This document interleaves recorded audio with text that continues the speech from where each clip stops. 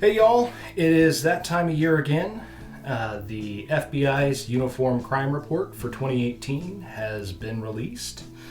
As some of you know, I can get a little bit long-winded, so I've placed time codes in the video description if you'd like to jump around, but I hope you'll stay to watch the whole thing. To those watching who don't own guns or have a negative view of them, I want to say welcome. I'm glad you're here. Whether you own guns or not, love them, hate them, or even have no interest in them at all, it's important to understand all of the facts and all of the data when making decisions on who to vote for and the policies these people support.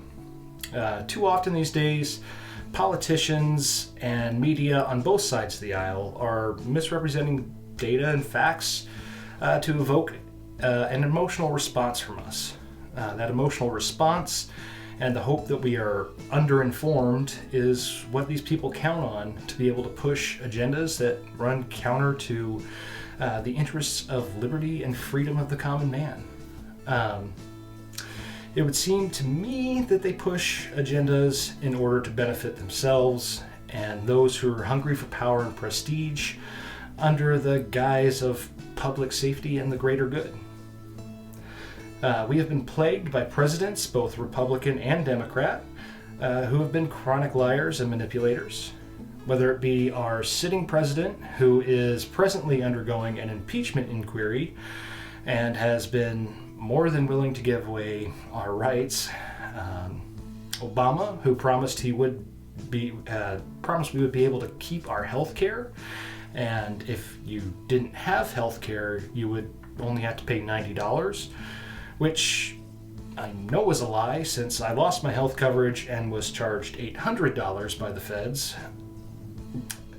There's also George W.'s claim that there were weapons of mass destruction in the Middle East, or Bill Clinton proclaiming that he wasn't involved sexually with Monica Lewinsky.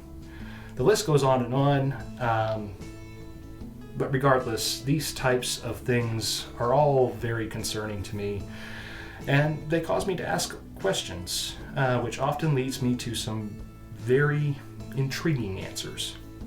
So without further ado, sit back, relax, and try to keep an open mind as we walk through the 2018 UCR data in relation to homicides.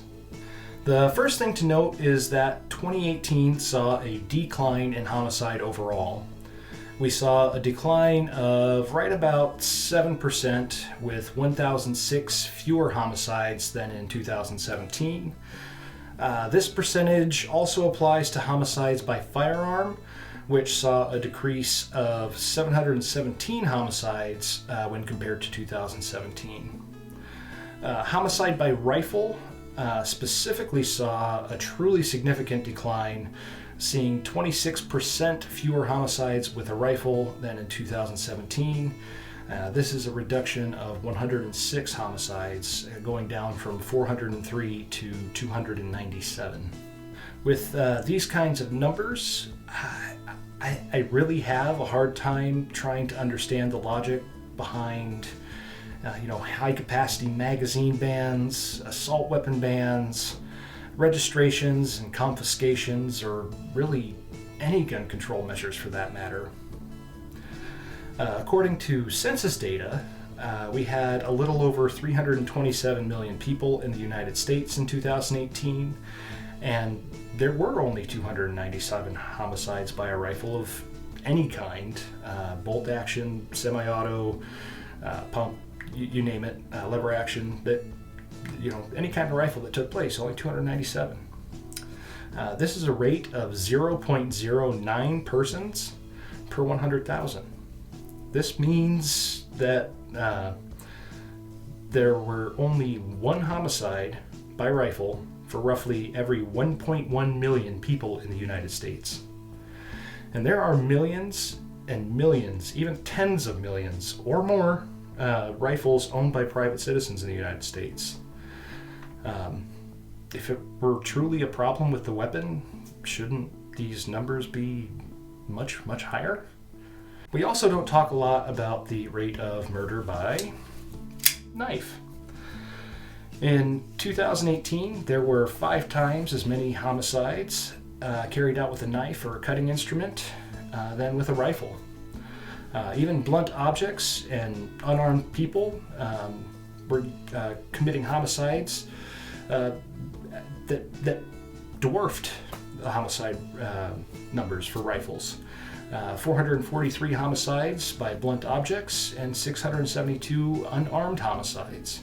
It's also important to understand the circumstances of these firearm homicides. In total, firearms were used in 1,532 felony homicides, 144 suspected felonies, 4,265 non-felonies, and 4,324 homicides were from unknown circumstances. Rifles specifically were used in 38 felonies, 3 suspected felonies, and 151 non-felonies, and then there was also 105 homicides that had unknown circumstances when it came to rifles. Excluding unspecified circumstances, the non-felony homicides that came out were mostly as a result of some type of argument, including brawls under the influence of alcohol or narcotics. This was 2,297. This was followed by gangland killings at 575, with domestic violence at the bottom of the list coming in at only 90 homicides. The full report of these circumstances is linked down in the video description. It's very important to understand that homicide rates overall right now are extremely low. The only other lower homicide rate that we've had in 58 years of the FBI collecting this data was in 2015. Recent history has had our homicide rates at a low that we haven't seen since the 1960s. That's when you could have an AR-15 shipped directly to your front porch with no background check whatsoever. These are AR-15s that are functionally the same as those being sold today. And these are AR-15s that are so old that they are considered curios and relics. I'll let that sink in for just a second before we move on. Now that we've covered the United States numbers, it's important to understand what's been taking place here in our own backyard in Washington State. This year we saw a slight increase in homicides overall and homicides by firearm as well. We had 4 more total homicides than we did in 2017, which also happens to be the same number of firearm homicides that we increased over 2017. Now, we know that the media and politicians like to mislead and sensationalize data without any real context. So let me be the first to very facetiously say, homicides by rifle in Washington State went up 100% from 2017 to 2018. From 1 to 2. Our homicide rate by firearm was 1.86 persons per 100,000, and our homicide by rifle rate was 0.03 persons per 100,000, or put more simply, 1 in 3,713,635, half the state's population in 2018. When compared to the United States as a whole, Washington's homicide rate by firearm is nearly 41% lower. Homicide by rifle is nearly 67% lower. If we look at our neighbors to the south, California, a state that has some of the absolute strictest gun laws in the country, we see firearm homicide rates overall, when compared with Washington State, increased by 59%, and rifle homicide rates increased by 100% in 2018. These numbers, they don't really necessarily seem to bode too well with that idea of gun control. Even here in Washington, we can see evidence of the ineffectiveness of gun control. We can measure the effects that Initiative 594 had on homicides. This initiative was introduced in 2014 and passed late in the year that provided for universal background checks. It was proclaimed to reduce homicides and reduce gun crime. And when we compare the rates of homicide before and after Initiative 594 passed, we see that we've had a 40% increase in homicides by firearm in our state.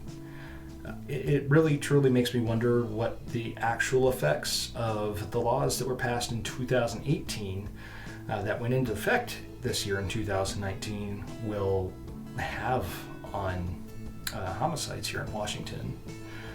I mean, the voters, with the help of a few billionaires, passed Initiative 1639, a highly unconstitutional law that does all sorts of nasty things to law-abiding gun owners.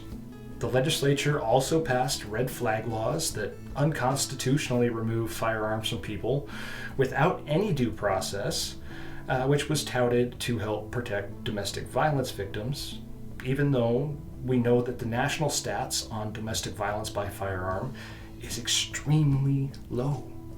The legislature also passed laws that outlawed the manufacture of your own personal firearms, calling them ghost guns. This process has been legal to do since the dawn of time, and quite honestly, I can't imagine that it possibly makes up any quantifiable amount of gun crime in the United States. So, if you're watching this and you're not a gun owner, perhaps you might understand now a little more about why gun owners get so upset about these laws and gun control in general. The Pew Research Center released an article in December of 2018 that indicated that 30% of adults in the United States own firearms. If that research is correct, that means there are just over 76 million gun owners in the United States. If we were to add the additional 2% of non-respondents, presuming that they're just paranoid about revealing their gun ownership, that brings that number up to 81 million gun owners in the United States. No matter which of those two numbers we use, it literally means that 99.99% of gun owners are not out there murdering people. This is better performance than Google's own reliability and uptime, which they claim to be 99.98%. The fact of the matter is, I don't know a single gun owner who actually wants to see innocent lives lost. I would actually say the opposite is true. We care very deeply about life and the value of life and liberty, just as much as non-gun owners. So much so that we take that extra step to protect it with the best tools that we have at our disposal. We're not vigilantes out looking for a fight, but we are vigilant and ready to act should the need arise. Some of us only do that in our homes. Some of us, we extend that to driving in our car, and others, we carry a weapon with us everywhere we go. It's a personal choice. It's a right that exists to protect our collective lives and liberty from tyrants and evildoers. Whether or not you choose to own a gun or carry a gun is just that. It's your own choice. Even if you don't own a gun or choose to carry it if you do, Democrat, Republican, Independent, other, the right to do so still remains yours. I've gone ahead and linked the Pew Research Center article down below. I do want to say that I'm not sure how much stock I would actually put in the article overall. Fact number 7 on that list is extremely misleading without providing the entire data set to look at. The entire data set is available on the WA Gun Control website and has all the facts and figures sourced so that you can reconstruct that data from those sources independently should you choose to do so. As I wrap up this video, I'd like to say thanks for watching if you've made it this long. please, if you're going to comment, keep the comment section constructive and pleasant. We're all just people, right? And hopefully, for me, the weather holds up on Sunday. If it all plays out right, I'll be loading up the truck and heading out of the city and getting up to the mountains. And we're going to go take this bad boy out and do some playing. Anyway, love y'all. Take care.